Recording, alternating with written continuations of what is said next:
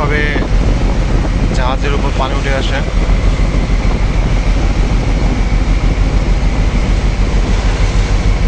দেখছেন না, পুরুষ মানুষের জীবন কতটা ঝুঁকিতে হয়, কতটা ঝুঁকিপূর্ণ হয়, সেটা এই ভিডিওতে আপনারা দেখলে বুঝতে পারবেন। দেখুন,